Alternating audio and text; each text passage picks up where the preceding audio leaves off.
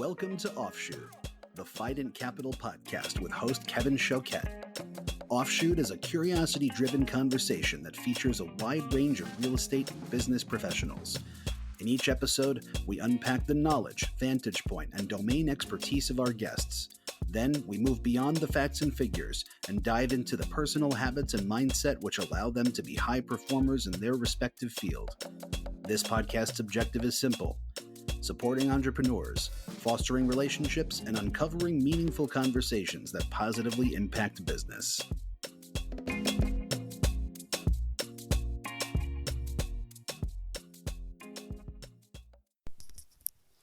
Hello everyone, thank you for joining me on episode 1 of Offshoot. I'm going to start with an apology. I think I've got a lot of learning opportunity in front of me as an interviewer. We'll call this step 1 on the journey of 1,000 miles.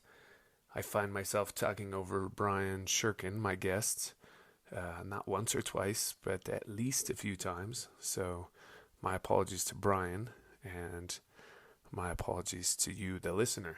But I was too focused on trying to get from A to B to C to D in terms of items I was hoping to cover, and not letting the conversation breathe like a good jazz recording might. So apologies, but you'll hear in here a bunch of great content from Brian, things about being too smart and letting that get in your own way of starting a venture, partnerships with people and developers, and how the people part of all of his ventures is the priority, the credit enhancement that they'll bring to investments that they make, and conversations around cyclical businesses and fixed overhead and the potential mismatch there. And finally, a conversation around passion and what drives you. So a lot of really great takeaways from Brian, and look forward to improving in episodes that follow. Thanks a lot. Hello, everyone. Thank you for sharing some of your time with me and my guest today, Brian Shirken. Brian's the co-founder at Mountain Pacific Opportunity Partners and the founder of its precursor, Mountain Capital Partners. He also co-founded Columbus Pacific 25 years ago. Through all of that, he has been principally involved in millions of square feet of retail, over 10,000 student housing beds, developed over 3,000 multifamily units, and 5 assisted living projects. He's also provided more than $200 million in mezzanine and joint venture equity capital. Mountain Pacific, his current concern, focuses on investing in QOZ projects across the West. I've known Brian for many years, with an initial introduction probably 12 years ago through a good friend of mine, Bob Phillips. Brian's a talented entrepreneur, deep expertise in all things commercial real estate, finance, and development. He is a South African, which you will hear for yourself in just a moment, and a man of my own heart who lives on the beach and in the mountains, with one residence in LA and another in Park City. So Brian, welcome to the show. Thanks, Kevin. Great to be here. Yeah, thank you. So look, there's a million things we could talk about. We don't have that long together. So, really I've just got a few ideas about topics we might cover. But really it's just a conversation. So let's just take that tack and see where it goes, if that's all right. Sure. Cool. To start, could you just tell me a bit about yourself and the company? Yeah, sure. So as you said, I immigrated to the United States from South Africa. I grew up in a city called Durban on the beach, went to the University of Cape Town, graduated with a degree in finance and accounting, immigrated to the United States in 1983, started out in public accounting, became a CPA, got a green card, and then went into the real estate business in 1986. Worked for a company called Standard Management Company until 1994, at which time a partner and I started our own real estate investment company to buy a shopping center for redevelopment from the RTC that the company we had worked for had chosen not to buy. And that is now 26 years ago. It's amazing that it's been that long. And I am married with two kids. My son is 23. He just graduated from New York University last year. He's a musician, and my Nice. daughter is just finished her junior year at Tulane University. Okay, great. Congrats. Thank you. So how is it that you came into the US? I don't really know much of your story in that regard. Growing up in South Africa, the what I would describe as the American dream was very much in our vision, and I think had been an aspiration for me. Probably from my late teens, when I was in college, it was something that we talked about pretty regularly at the time. South Africa was in a pretty difficult situation. Apartheid was at its peak. We had a mandatory military draft. I wanted nothing to do with the military. And we had the option of either going into the military when we graduated high school or college. And effectively, I was a draft dodger. So when you combine my desire to leave South Africa and the dream of living in America and being able to take advantage of what this amazing country offered, that's how I ended up here. Accounting was a pretty straightforward path. It's one of those professions where not a lot of other people want to do it, so there were many opportunities. So it definitely provided a great path to immigration and also a great grounding. I knew very little about the business environment here, and in public accounting was exposed to many industries, from manufacturing to retail to distribution to real estate, and that's what really piqued my interest in real estate, was working with a number of real estate clients. I loved the creativity of the profession, the financial framework, which I was always interested in, and the opportunity, and also kind of the scale of the market. It struck me very early that, because the markets are so big, in this country, both geographically and, in terms of property type, there was plenty of opportunity for everybody to succeed. So, real estate really struck me as something that was consistent with both my passion and my skill set. And, I was fortunate to go to work for a company where I advanced through the ranks pretty quickly. And, by the time I left, I was running both the financing and the acquisition side of the business. My partner worked there as well, and he's a lawyer by profession, and he was running the, really the development and leasing side of the business. So by the time we left 8 years later, we thought we had the tools and the skill set to succeed on our own. And you say you guys stepped out with Columbus Pacific right during RTC? Exactly. Yeah. So we picked up our first project in 1994. It was a defaulted loan on a shopping center just outside of Columbus, Ohio. It was a big center. It was about 300,000 feet, but it was cheap. It was $6 million. And it seemed enormous at the time, but, $20 a foot, maybe around a 10 cap at 50% occupancy, everything we kind of dream of today that we never see anymore. Yeah. It had a supermarket that was looking to expand, but basically a bankrupt developer that didn't have the capital to do it.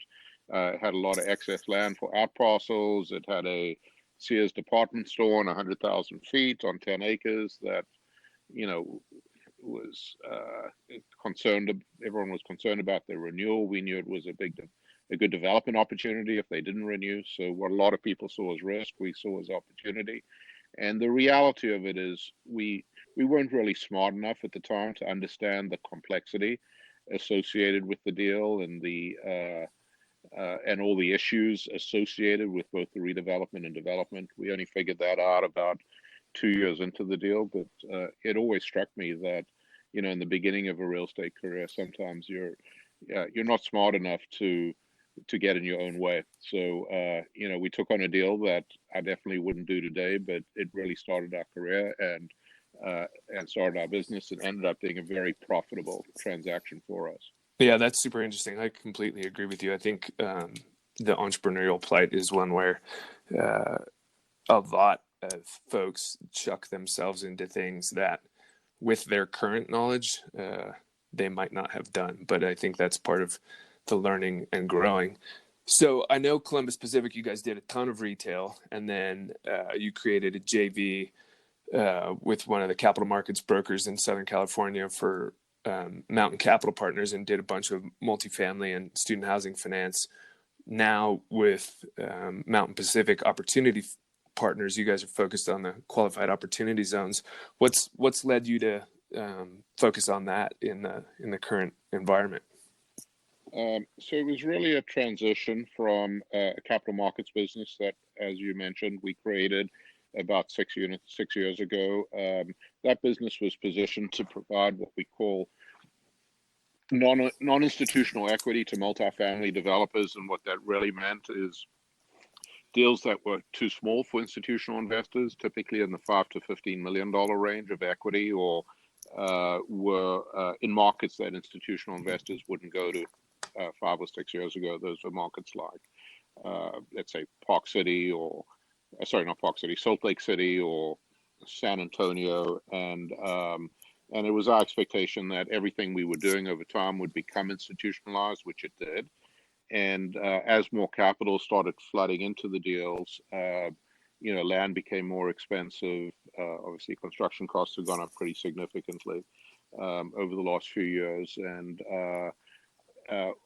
we started to sell off the properties that we had developed, and over the last couple of years, and really didn't see a lot of great opportunities to reinvest the money. It all seemed everything seemed pretty expensive, so we started to pass on doing 1031 exchanges, which we typically would have done, and started looking at the opportunity zones as an opportunity to invest our own gains on a tax-deferred basis. Our return requirements were slightly lower, given all of the tax benefits, and we saw, given the long-term hold required for opportunity zone development projects, we saw the ability to go into areas that were still gentrifying, with the expectation that over a 3 to 7 year period, we would see significant enhancement and improvement in those areas. So we really started the business out with our own capital. Our idea was to come into deals very early in their cycle. And we're not a multifamily developer, we're a provider of capital. So we started to look at identifying developers that had opportunity zone sites tied up, that needed capital for pre-development, land entitlement and land acquisition. So we have right now about 8 projects either in development or in pre-development with development partners, and we have really positioned ourselves as a capital provider for multifamily development in the opportunity zones in the western states. So we have a concentration in right now California, Arizona, and Texas, although we would look at Utah, Washington, Nevada, and Oregon as well. And are you guys looking to be that kind of pre-development co-GP capital that maybe gets a project going with a more commodity JV equity partner on the LP side that comes in once you've got maybe a full construction budget, or are you going to take it from those early days all the way through to stabilization? We'll take it from beginning to end. So we're looking to be both the GP partner, to participate on the GP side for coming in at pre-development and providing pre-development capital, and also providing the LP capital. We have the ability to provide capital, I'd say, up to about $20 million per deal. So anything over that, we would look at bringing in, some type of institutional entity. But anything up to $20 million, we're doing with our own capital and our own assets, businesses, real estate, who are looking to invest in the opportunity zones, but don't have the wherewithal. Also, oftentimes they don't like the yields because many of the projects that we've seen marketed in opportunity zones are not generating what we consider to be an economically viable return on cost that mitigates the risk return, concerns that we would normally have. But by coming in a pre-development and, taking down the land at unentitled pricing, we're able to get closer to what we would consider to be a appropriate risk-adjusted return. And finding good QOZ projects, I think, in primary markets is difficult, or it's a QOZ for a very clear reason. But are you looking at primary, secondary, tertiary markets? What's the mandate in terms of geography?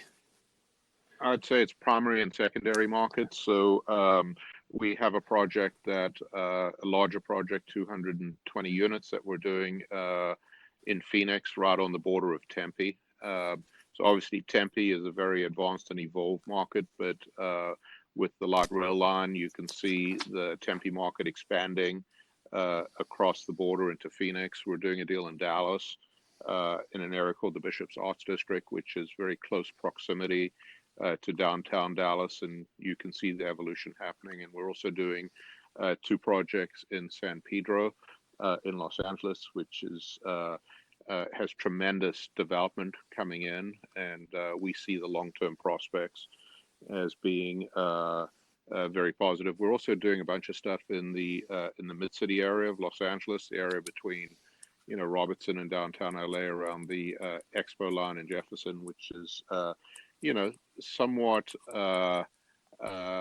connection between Culver City and downtown LA. So these are all areas that we expect to improve dramatically over time, where we're comfortable owning the projects long term, and where we expect to see rental growth and barriers to entry over time. Yeah, as well. and you mentioned lower hurdles, so it's probably over a half a year, maybe even a year ago now, that we took the time to kind of build out a 10-year hold, and then made assumptions on the nature of the gains that were being exchanged into a QOZ, whether it was short-term or long-term, and then kind of looked at cap rate compression that could be done to equate to the same investor IRR.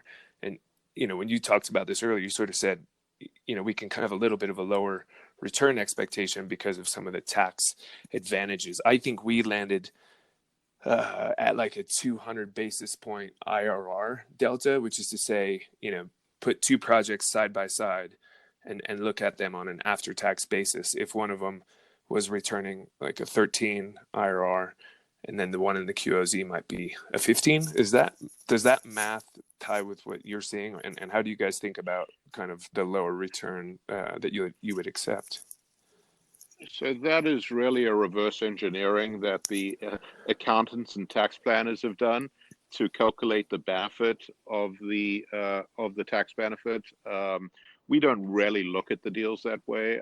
We really want the deals to have an attractive risk-adjusted return given the risk of the deal.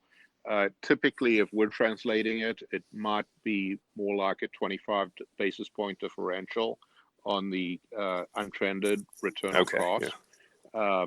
So we really do it the other way around. IRRs over a 10-year period are easily manipulated by making minor modifications to things like rental growth or expense growth. So we tend to pay less attention to the internal rate of return and much more attention to the return on cost and the differential between the return that we're building to relative to the what a market capitalization rate would be today. Yeah, that gives you a better picture of where you're at and what you're doing without allowing a significant manipulation of the underwriting. Yeah, that makes a lot of sense. This is something I thought we could bring up later, but we're kind of all around it right now. And I realize the scope of the question here is significant, but you're talking a lot about risk-adjusted returns and assessing projects on the front end to kind of make go, no-go decisions. Do you guys have, I know the answer to this question is yes, but what is your thinking and methodology around assessing investment risk and discerning good from bad? I'm sure there's a lengthy process, but if you could share it with, the listeners, kind of, how do you guys approach a new deal and try to kick it out or find out that it's one you really want to support? So having capitalized, probably close to a couple $2 billion of development over the last 25 years, I will tell you that the biggest lesson we have learned is that it is all about the people. So in our business model, we're capitalizing developers, and we have spent a lot of time trying to fix good deals with bad developers, bad deals with bad developers. And at the end of the day, the most important thing for us is to have a partner who we can trust and rely on to execute the business plan in a manner that is consistent with our expectation. We are always positioned to step in if we need to, but if we do, and we have in the past, it's a failure in our business plan and requires a diversion of resources that is incredibly inefficient for us. So it really starts with the people. It starts with having a well-designed that it's in, and having a good understanding of the path to entitlement and cost. We would always give up return, particularly over a 10-year period, for a great project in a great area with a great developer. So you don't always get all three, but the one you never give up is the great developer part. So that is really the threshold. Economics change over time, and particularly in an environment like today, which I guess I would describe as our COVID environment, where we all share the concern that rental rates are actually declining right now. And we have some uncertainty about when rental rates will continue to increase again. So, it has a real impact on underwriting and economics. But we're also looking at that in the context of what we expect to see a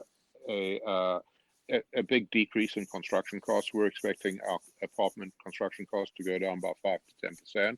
So we've actually slowed some projects down in order to get the benefit of what we expect to be declining costs. And that's one of the reasons we expect to see more opportunities in this area in conjunction with reduced supply. A lot of projects that are contemplated or planned right now will never get built because they will not get financed. One of the advantages we have and our developers have been working with us is oftentimes we will bring the debt to the deal. We have a wide range of banking relationships, and we're able to bring very efficient and cost-effective debt to transactions in an environment where just getting debt is and is that debt that you guys will support with balance sheet and guarantee kind of participation, or is that still on the developer? I would say that in about 50% of our deals, we have provided credit enhancement on the debt, which is us providing a guarantee or some other type of credit support. And it has a pretty dramatic impact on the economics of a deal when you can, decrease the cost of your debt by, as much how much did you say there? I lost it. We can the cost of our debt by sometimes as much as 50%. Oh, wow. By bringing in an institutional debt source. Yeah. Well, I tend to agree with you on multi, although the one sort of tailwind, if you will, that has me intrigued, I'd love to get your thoughts on it, is kind of the cost of debt financing.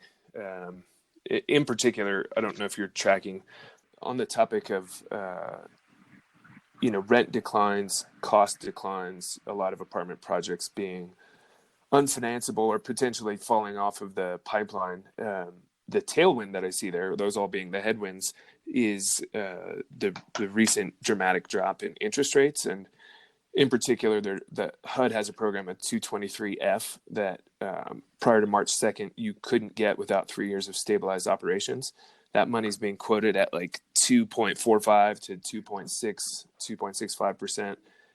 It's fixed rate, 80% LTV, 35-year AM money. And what's interesting is if you take, sort of where the space you're playing in, you take that middle market developer who is perhaps still able to build to a 6 yield on cost, and you look at that 35-year AM mortgage constant at like 4.3%.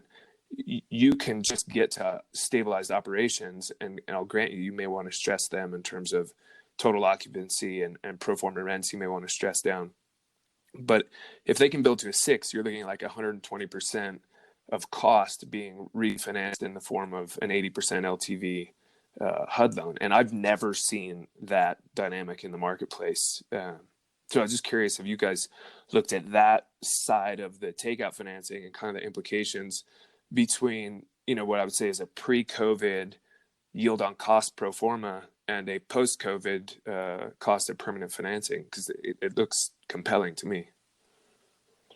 So you're absolutely correct. The financing environment is really pretty amazing right now. And theoretically, it should allow us to build to a lower return on cost. On the other hand, these projects are not being delivered for oftentimes or stabilized for 2 to 3 years. So to rely on a financing structure and an interest rate environment 2 to 3 years out in underwriting today is not what we would consider to be responsible. Now, to the extent that those programs are still available and those rates are still available 2 to 3 years from now, that would make the deals that much better. We saw a lot of financial engineering going on over the last, let's say, 2 to 3 years that took deals that were of average or lower than average economic quality and made them look really good by creating a high leverage structure, which might have been a combination of a first mortgage or a mezzanine loan or a high leverage loan from a debt fund. Those are the deals that are battling right now because of their leverage. So we're obviously happy to take advantage of great financing when it's available, and in the growth of our student housing business, that's what drove our business for the last 10 years, was the differential between cap rate and borrowing rate. The good news in that business is rates did nothing but come down over the last 10 years, which was actually contrary to our expectation. But yeah, the HUD programs are fantastic. There are administrative issues with them and timing issues and cost issues, but generally, and so you talk those about financial programs are very engineering. I attractive. agree with you. I think a lot of folks, especially some of the larger multifamily merchant builders, that the household names of the big guys doing 300 and 400 unit projects, a senior piece, a pref piece, a sort of pref piece within the GP, and then the GP, and a lot of those deals I think are going to really struggle to hit pro forma and find what was the pro forma exit on either sale or refinance, typically sale. But are you guys seeing any distress there yet, or are we too early kind of in the game for that stuff to be trickling out? I think it's still very early. There's a tremendous amount of forbearance in existence in the marketplace. So not too many lenders have elected to take action against their borrowers in this environment. My guess is you'll start to see more of it 3 to 6 months from now. Obviously, a lot of it is going to depend, and I'm talking specifically about apartments right now, on what happens with rental collections. I know for most of us, the rent collections have been a lot better than expected over the last couple of months. There's some concern about what rent collections will look like when all of the capital coming into the markets from the federal government starts to disappear, particularly unemployment and what the return of jobs looks like. So we expect to see some distress. We don't expect it to be widespread. We do expect to see some type of pricing adjustment in the short to midterm, but over the next 12 to 24 months, we expect both rental growth and pricing to return to the trend that they were on pre-COVID. One of the other phenomena that I think is really unique, I think the central bankers' parlance is, coordination of monetary and fiscal policy. And so you're seeing kind of a nationalized bond market, if you will, and yield curve control, with the Fed just buying everything the Treasury's putting out. Add to that, backdrop of, it looks like, nationalization and reshoring and a bit of protectionism, all of which I think were brought to a head by this COVID. But I don't know that they come exclusively from that. But where are you guys, your crystal ball, in terms of those more macro dynamics? Where do you see us going in terms of perhaps inflation, growth, job growth, recessions, depressions, lots of LUW shaped recessions, recoveries. What's your view of kind of the big macro stuff that's taking place?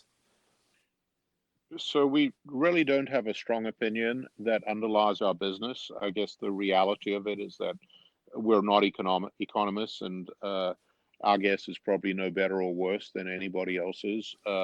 The reason we like multifamily development right now is that we expect the markets to be in relatively good shape 2 years from now.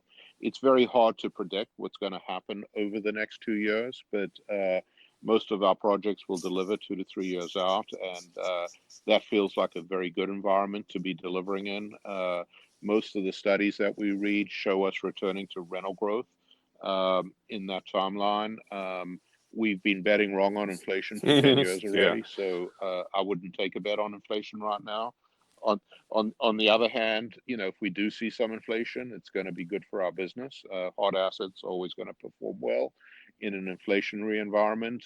We're obviously trying to lock in as much of our debt long term as we can right now, because it's very hard to predict where interest rates are going to be 2 years from now. So if we like where interest rates are today, or 2 years from now when we deliver a property, we're going to lock in our financing, because there's enough risk in the development process that we're not looking to take capital markets or interest rate risk. So I think there's a lot of uncertainty, I think, that exists over as I said earlier, the short to midterm, the next 6 to 18 months. I think the conventional wisdom is that we're going to have some type of vaccine or cure within that time frame. I think it will cause the economy to really stabilize and settle down, and will diminish the risk premium that we're all looking for today. I mean, if you're looking to commit significant capital to a deal today, you need to have a risk premium in your return, regardless of what your outlook is, to make sure that you're getting compensated for the uncertainty of what happens over the next 12 to 18 months. But I'm generally an optimist. You don't develop real estate or provide capital for development if you're not an optimist. And if you use appropriate levels of leverage and you're able to hold your assets through any cycle, and this is I think the fourth big cycle I've been through, I think that regardless of your kind of macro assumptions, over time, and particularly with the opportunity zones where you've got a 10-year hold period, in order to access what I think is the greatest tax benefit, which is no tax on the gain from the property we develop, I think over that period of time, everything will be fine. I still have a lot of faith in this, in this country, and in our ability to create a civil society and maintain our democracy and have a stable economy. And so we remain optimistic over the long term. And on that it's risk the shorter premium periods of time for kind of the current ecosystem, let's establish that the answer of appropriate risk premiums on a project by project basis is always kind of it depends. But if we're talking yield on cost to pro forma exit cap and appropriate spread being perhaps 150 basis points on so you're building to a 6 with a expectation of selling a 4.5 cap. Let's say that's pre-COVID. If you were to look at that same deal now, all the facts of the project remaining the same, what kind of a risk premium do you think you'd be looking for? I mean, it's kind of reflective of the whole bid-ask spread in the marketplace right now. Yeah. Right. Now, the reality of it is that no one's really building to a 6. All these deals get presented at a 6, but by the time, you pull out what we consider to be the unsupported assumptions around rental growth and, operating expenses and cost contingencies, I would say that everything being developed was really, not everything, but most of what we'd seen in the Western states was lower than a 6, particularly given construction costs. So it's kind of hard to say. It ultimately depends on the on the asset and the location. On a development project today, there may not be a substantial risk premium if you're delivering in 2 years, because we have a pretty strong conviction about what things are going to look like in 2 years. versus what they're going to look like in 6 months. So I would say if we're buying a value add property, and we have bought a lot of properties over the last few years, we're probably going to want to see, an IRR that's, 10 to 20% higher that we would have wanted to see, 3 to 6 months ago. On a development deal, I'm not sure that there really is a risk premium Okay. to be Yeah, had, that makes sense. nor That's are we actually demanding one. Somewhat confidence inspiring that you're kind of looking at the whole thing as a speed bump that hopefully in 2 years we kind of look in the rear view mirror and we've more or less reset. I certainly have heard other viewpoints that have a more Dr. Doom, Nouriel Rubini being one of them, that has a much more draconian view of what's about to unfold. The reality of it is that in the real estate business, you always have to be somewhat contrarian. I talk about appropriate risk-adjusted returns, but what that really means in my world is that we're getting returns in excess of what we should be getting given the level of risk that we're taking. Because I have to beat the market. That's what we've been doing. Whether we were buying retail in 1994 or student housing in 2011. Our goal is to always take a position that is not consistent with conventional wisdom in the market, or in an area where we're positioned to execute on a business plan that is not accessible to everybody. So, we always try to understand the point of view of people who have a perspective that is contrary to ours, but well, you don't do what we do clear, by following the path. Your view of building now is a bit contrarian, and I think those who lean into it, especially with the backdrop of some of the financing, granted we have to know that it will be there in 2 years, and maybe not underwrite to that financing, but I think you'll be rewarded handsomely, QOZ or not, because I think a lot of both the lending community and the JV equity side, as evidenced by huge layoffs in the larger multifamily development shops, they're just going to pump the brakes and wait for things to settle down. And I tend to think with you, the cost declines, the improvement in the responsiveness you're probably going to have with all of your vendors, the drop in interest rates, and kind of structural supply demand imbalances. And certainly in Southern California, I don't know about all of the other markets that you mentioned in terms of Tempe and Dallas and things like that, but I think we should probably reconnect in 2.5 years and do another one of these. But yeah. It'd be interesting to look back and see what happened.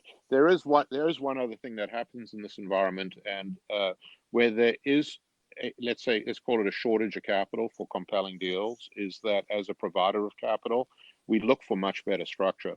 So, for example, today we can structure a lot of our positions as preferred equity with terms that would typically be seen with traditional JV equity. So as a capital provider today, oftentimes I would much rather take better structure than better returns.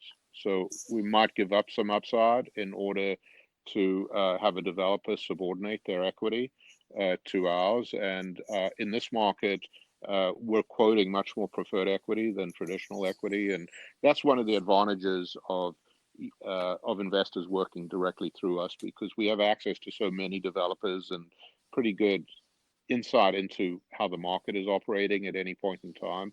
So and as a pref really provider, great are you structure guys available to doing us a kind of typical leverage point of, call it 80-85% LTC, or are you going way higher like you might on a 90-10 or 80-20 JV, but just giving it that subordination, developers' equities being subordinated, and you're getting kind of a sweep of capital in return?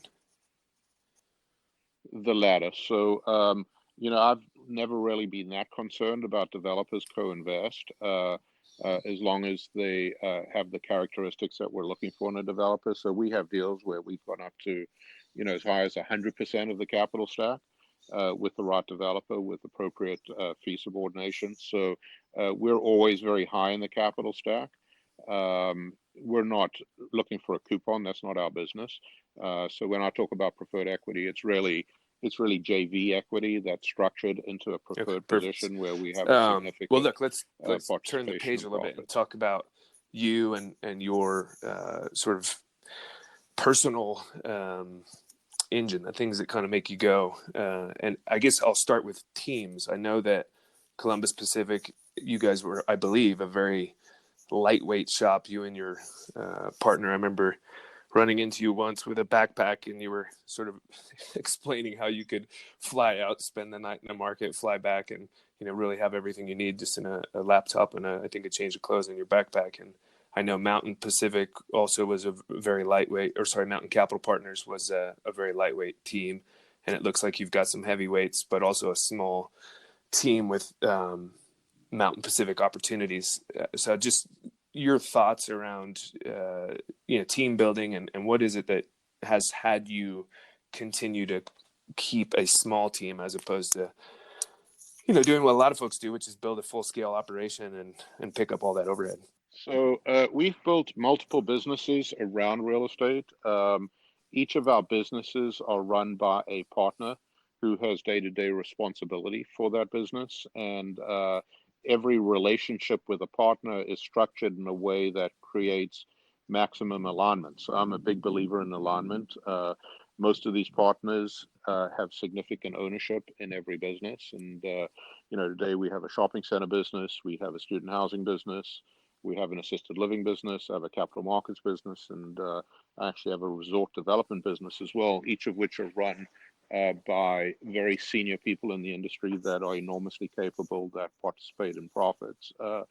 Typically, to the extent that we can contract out commodity services, we're looking to do that because building overhead in the real estate business is, we believe, or I believe, inconsistent with the counter-cyclical nature or cyclical nature of our business, where you can't be in a position where you're having to do deals in order to support your overhead because you end up doing a lot of bad deals. So we would rather contract out as many services as we can so that we can scale up when the opportunities exist and scale down when they don't.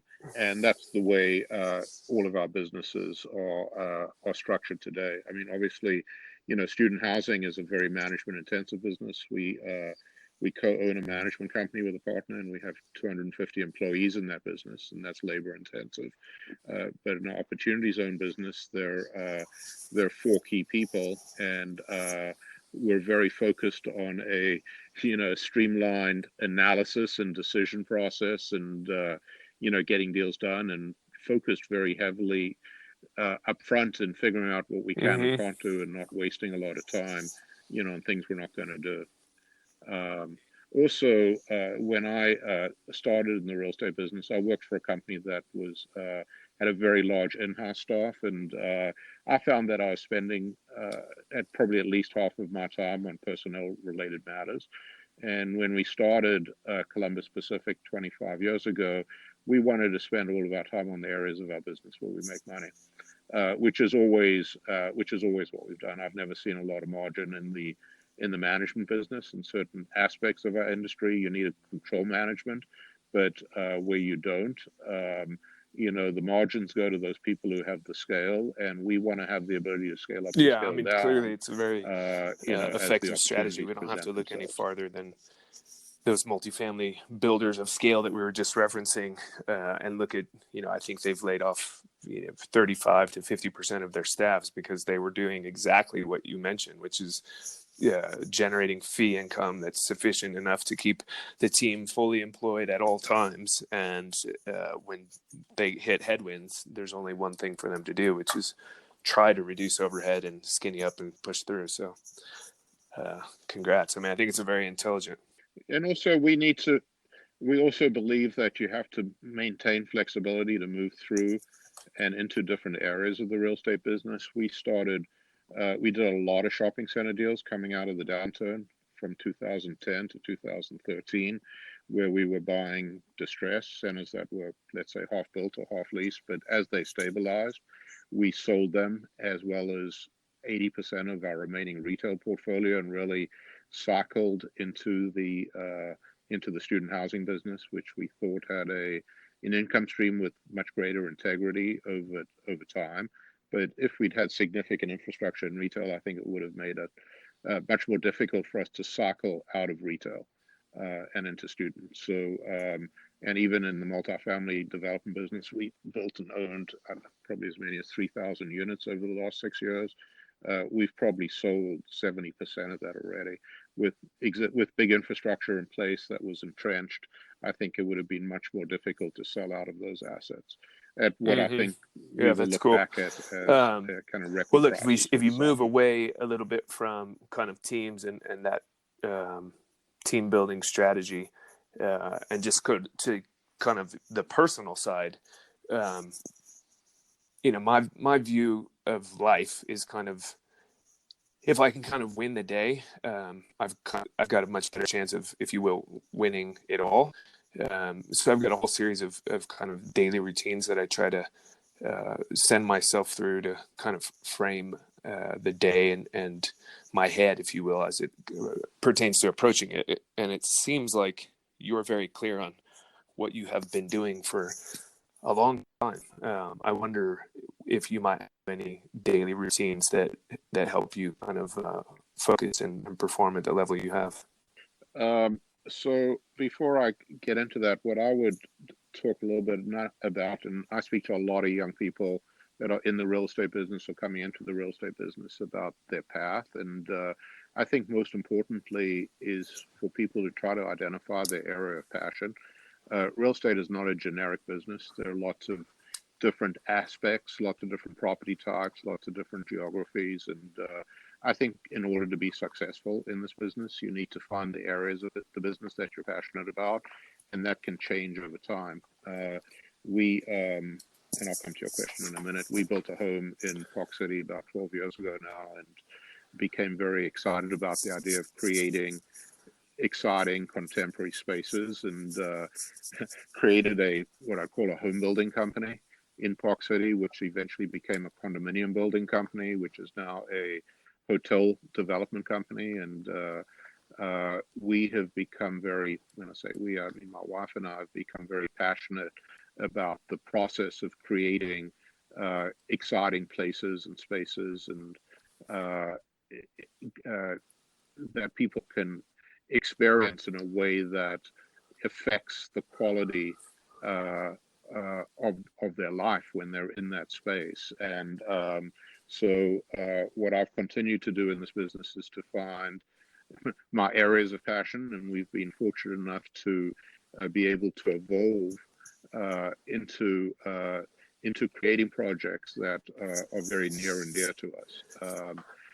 In terms of daily routine, our routine changes depending on where we are. So we're fortunate enough to be able to spend half of our time in Santa Monica and the other half in Park City. And a big part of our routine today revolves around the outdoors, and spending a good amount of time outdoors, whether we're skiing or snowshoeing or hiking or mountain biking. And the one thing I'll add is that my daughter got us into meditation about a year ago, because that was the one area of our lives we did not think we could control, which is the area of stress.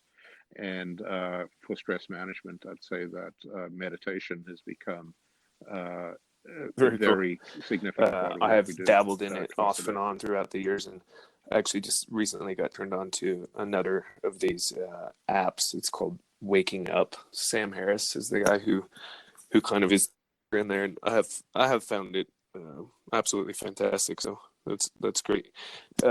Another point back, you mentioned kind of relationships, and it's all about the people. The longer, meaning the developers, was the context, but the longer I've been in this business, the clearer it's become to me that relationships are really central. I mean, whether it's you and I having a conversation around a particular development opportunity or any of the other dialogues in the industry, it seems that the people are the conduit through which all things travel, hopefully good things. But curious what your view of relationships is and kind of their impact on your business. So we really look at it as partnership, and whether it's one of my business partners who's running one of our core business or one of our development partnership partners. It's all about the integrity of the person and the commitment to the relationship and the alignment of goals and values.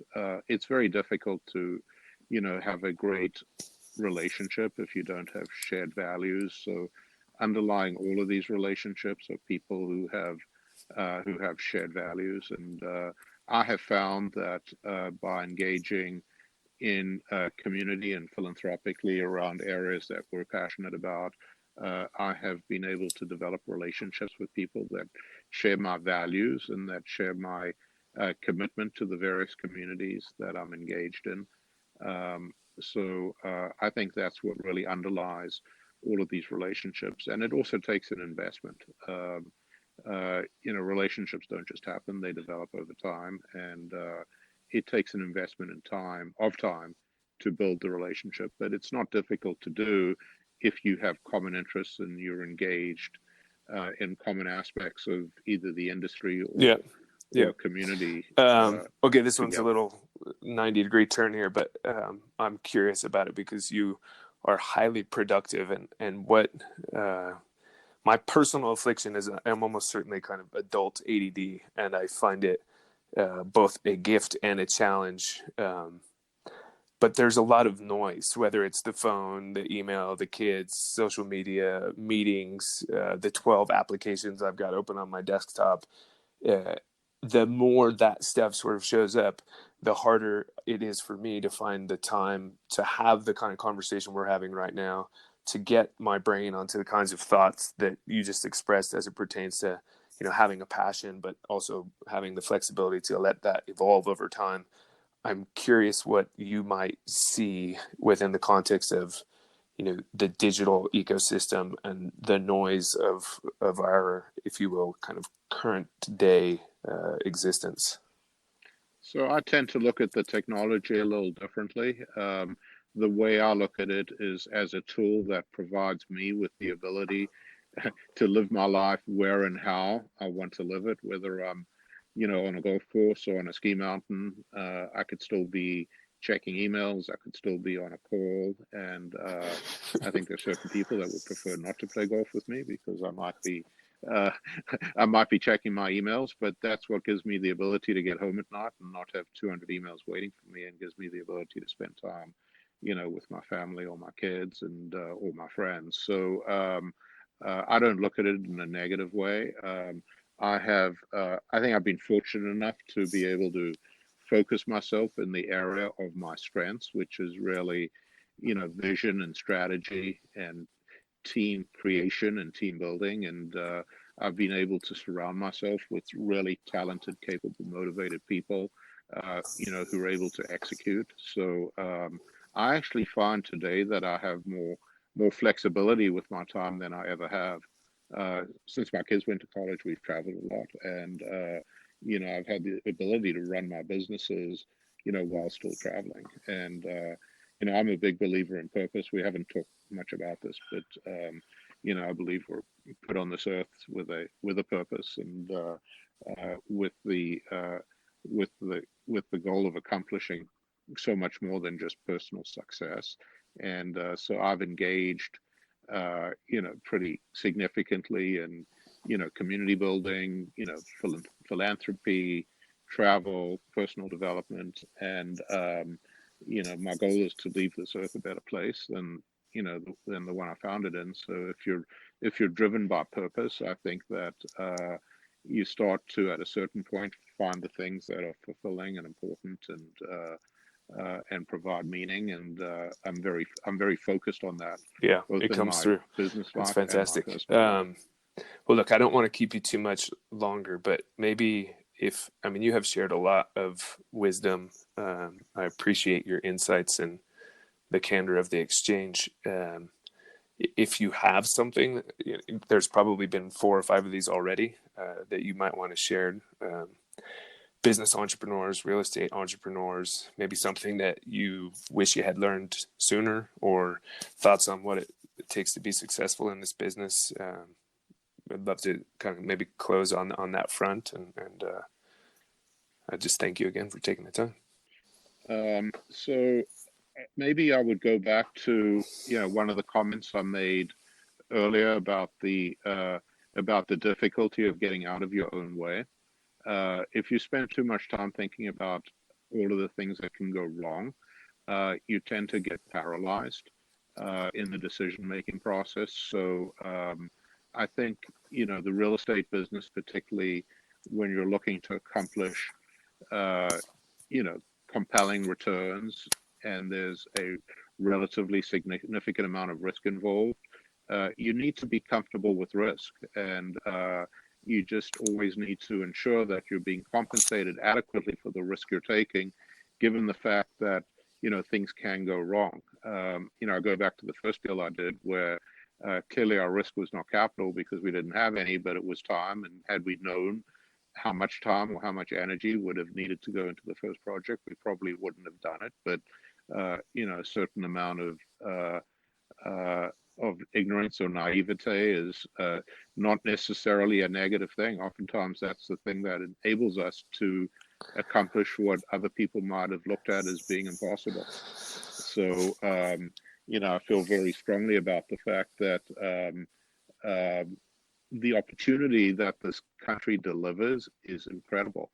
Whether you're starting, with everything or nothing, I really came here with nothing, and this country has provided me with amazing opportunity, access to capital markets and opportunities, and amazingly talented people. And a lot of people would have said it wasn't possible, but I came here with, amazing naivete, and probably never would have done half of the things that I've done if I'd listened to the wrong half of the people. The ski analogy that you're pulling up for me, one of my good buddies had said years ago, check myself so I don't wreck myself. It's important to assess those risks before you send yourself off of some slope that's destined to have qualities that you can't perceive before you head down it. But at the end of the day, I think you're right. You got to send it. I mean, if you've got it in you, if you've got the risk tolerance, it's spot on. So Brian, thank you again. I really appreciate you taking the time to chat with us. Your website for Mountain Pacific Opportunity Partners, do you want to share that with listeners? Yes, it is www. That's a very good question.